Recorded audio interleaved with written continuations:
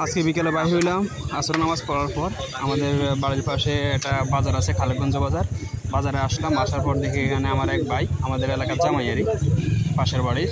তো মোটামুটি আগারে ভাইয়ে আজকে তালের ডাব কোন জায়গা থেকে পাড়ি আনছে, এখন বিক্রি করতেছে বাজারে 20 টাকা করে, এবং তো 15 টাকা করে বেছে। আমার বলছে যে আপনার জন্য 15 টাকা করে রাখবো। আমি বললাম ওকে ভাই, সমস্যা নেই, তাহলে দেন, মামলা করতে হইব। আমি আর আমার জায়গাতে ভাই গেছিলাম, যাইয়া 2 পিস খাইলাম। খাওয়ার পরে ভালোই লাগলো। তারপরে চিন্তা করলাম তো বাসার লাগে হলো এলোই, বাজারে লাগছে, বাসার মানুষ কেন খাবে না, বাসার জন্য বাসার জন্য কাটতেছে। কিন্তু পাশে দেখেন এই যে মাদ্রাসার হুজুর আমাদের এলাকারই, তো ছোট ভাই মাদ্রাসা থেকে পড়ে, হয়তো এখানে কিন্তু আসি দাঁড়ায় রয়েছে। কিন্তু পিছনে তার বাবার দোকান, আমি বলতে পারতাম না যে তার বাবার দোকান কিনা। তো আমি কাটা যায়নি, অনেকক্ষণ তাই দেখলাম সেও দাঁড়ায় রয়েছে। আমারও এখানে তালের ডাব কাটা গনায় আসছে। তখন আমি ছোট ভাইকে বললাম, কি ভাই তুমি তালের ডাব খাইবা? বলতেছে হ্যাঁ খাবো।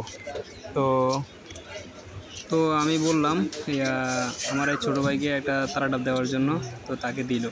কি ভাইয়া, আপনার তালের ডাব খাইবেন নি ভাই? এর একটা তালের ডাব দিন। ভাই আবার দিল, তাকে একটা দিল। আসলে কিন্তু সে অনেক খুশি হয়ে গেছে। অবশ্যই আপনারা ভিডিওতে দেখবেন, স্কিপ করে যাবেন না, অবশ্যই দেখতে থাকুন। হেরে যাবো বড় গ্রামে থাকলে এরকম তাজা অনেক কিছু খাওয়া যায়, মেডিসিন মুক্ত।